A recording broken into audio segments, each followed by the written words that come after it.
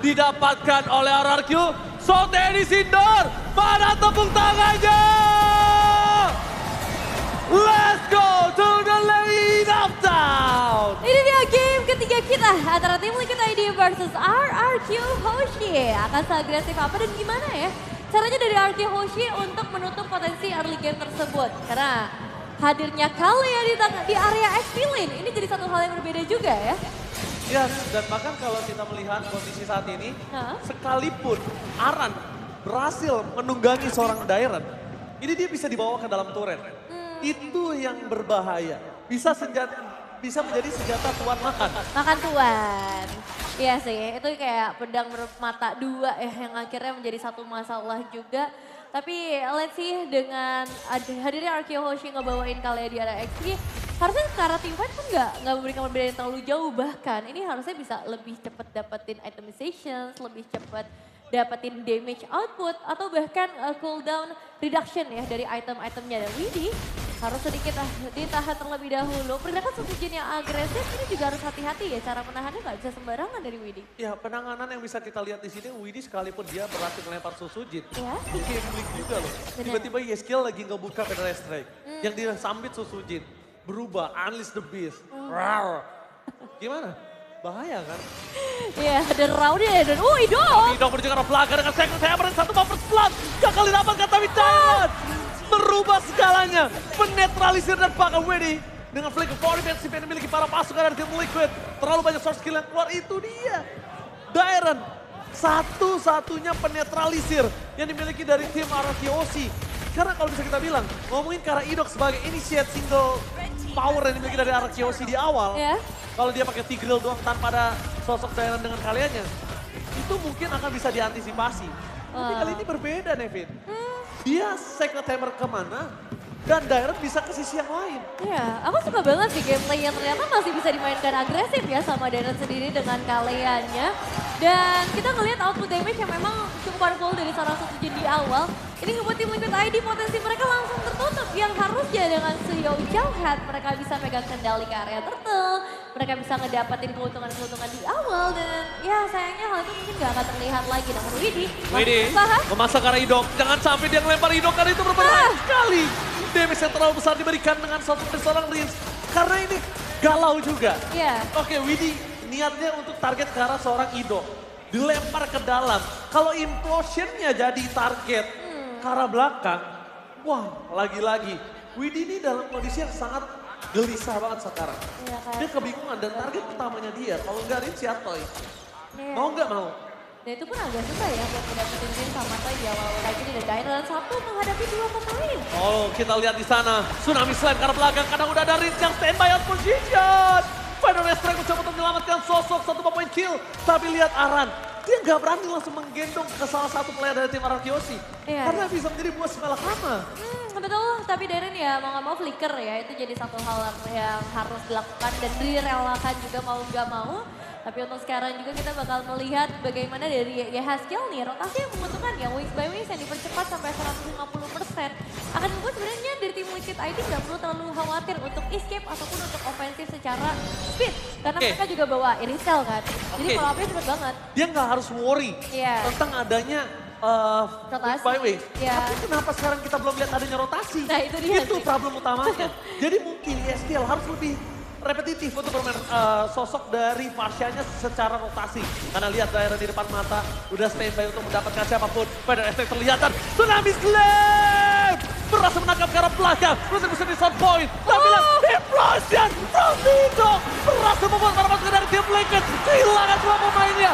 Oh my god, sekalipun di depan sana ada sosok seorang Aran, tapi lihat tidak ada gunanya. Aran akan terenjam-enjam, hanya tinggal menunggu waktu. And double kill di tangan dari Sosujin. Double kill untuk Sosujin, ini satu kombinasi yang benar-benar manis banget dari RRQ Hoshi. Harmonisasi dengan impulsion yang langsung kena ke bagian belakang. Yehaskiel harus dipaksa nge-trigger Purify, tapi bukan masalah itu.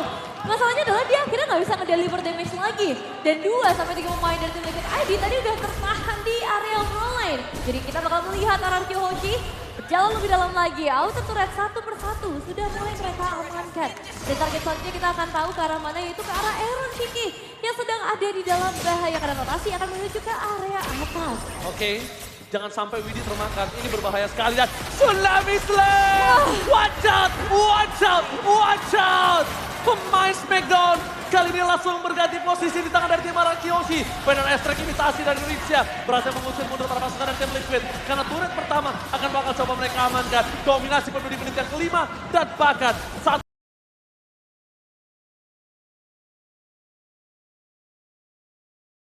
hit terakhir dari Toy membuat dua turret sudah didapatkan dengan pasti. Tersisa laning dari Iron Ciki yang harusnya udah mereka switch. Iya. Harusnya udah mereka switch. Dan ini tuh gak ada yang aman ya buat tim Liquid ID. Gak ada. Kemanapun mereka pergi ada dua efek surprise. Entah itu dari Tigreal ataupun dari Kalea yang dibawakan oleh seorang Dairon. Dan gak jarang juga kita ngelihat surprising effect dari seorang Riz karena dia bisa pilih nih apa saja ultimate yang ingin dia mainkan dari tim Liquid ID.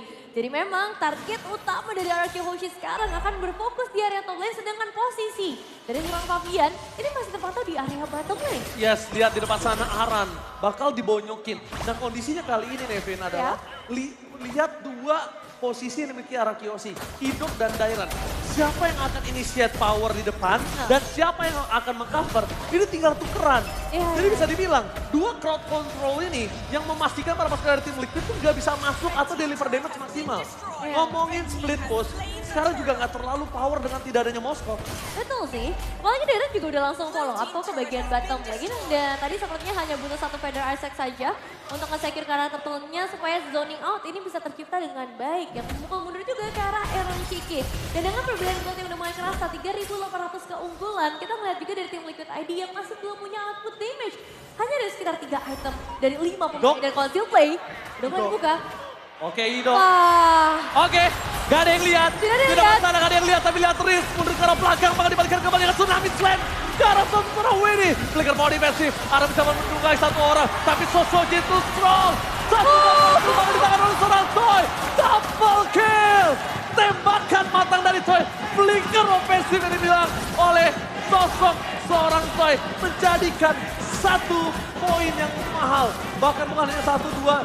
Tapi Nevin, kita melihat initiate power dari Idok gagal, kejedot, gak masalah. Tapi seperti yang sudah kita bicarakan, dua.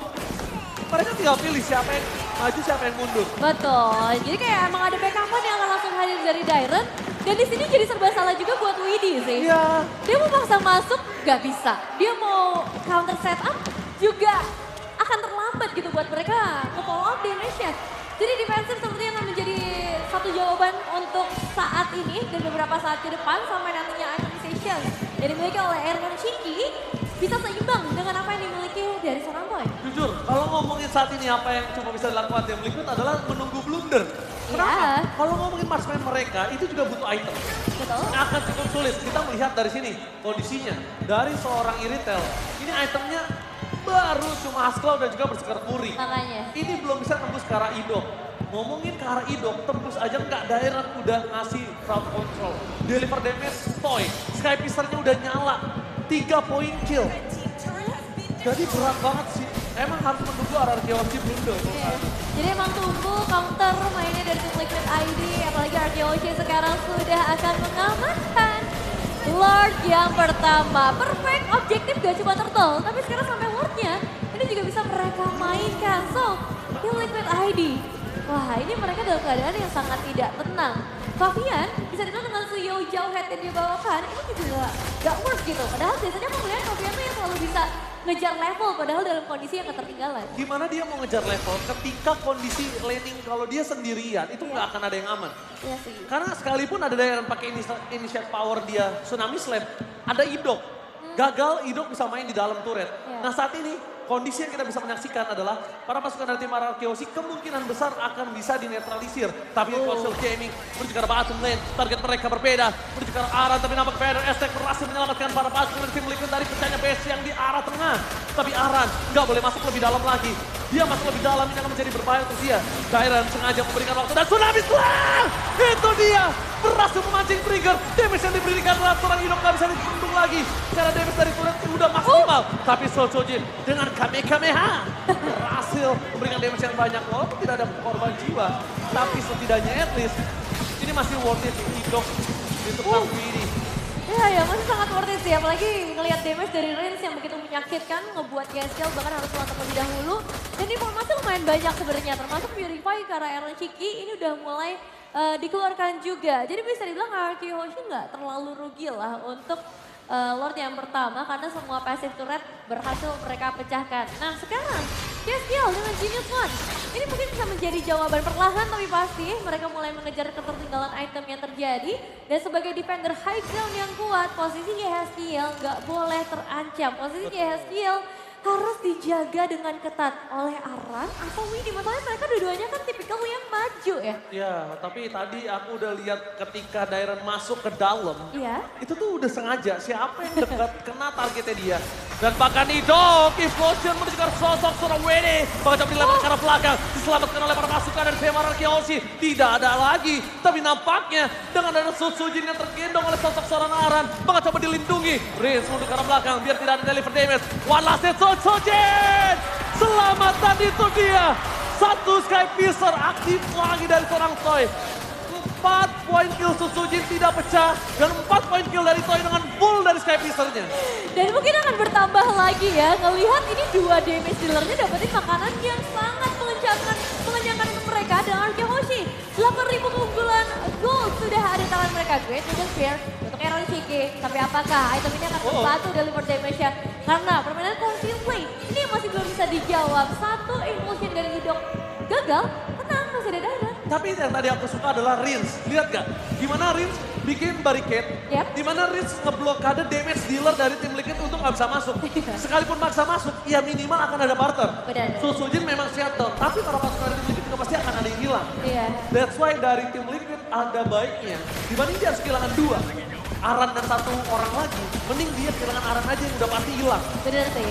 Mereka harus mulai merelakan salah satunya ya. Untuk Dibanding untuk dapat keuntungan yang lebih banyak kan. Karena itu dalam posisi kayak gini. Nafasnya masih ada. Betul. Dan mereka harus cari pertukaran. Daripada diam-diam doang gak dapetin poin eliminasi. Kayaknya akan jauh lebih baik hilang 2 tapi dapat Sutsujin atau dapat Toy. Untuk memecahkan ya at least taking Sky Pierce atau ngedapetin gold juga. Supaya mereka bisa kejar nih 9.000 perbedaan goldnya. Ditambah lagi sekarang wave minion ini benar-benar ditahan, akan didorong dengan waktu yang sama bersamaan juga dengan Lord yang muncul dari area mid lane. Wah ini sih aku bener-bener ngeliat Toynya bebas banget mainnya. Gak masalah, gak peduli lo pada ngeluarin crowd control kayak apa. Widhi sekalipun masuk gak masalah. Kenapa? Widhi keluarin flickernya, Idok bisa nge-cover. Iya. Ada Dairon di sana initiate. Oh. Jadi Dan udah ada win of nature dari seorang Toy. ya ini benar-benar bebas banget dan lihat di setengah sana. Para pasukan dari tim Arky Hoshi bermain dengan ada bottom lane. Damage untuk seorang Aaron Chiki. Bahkan lihat tsunami slam. Meanwhile Rinsya, 2 tim yang berbeda. Membuat tim Liquid porak-poranda. Ini bencana.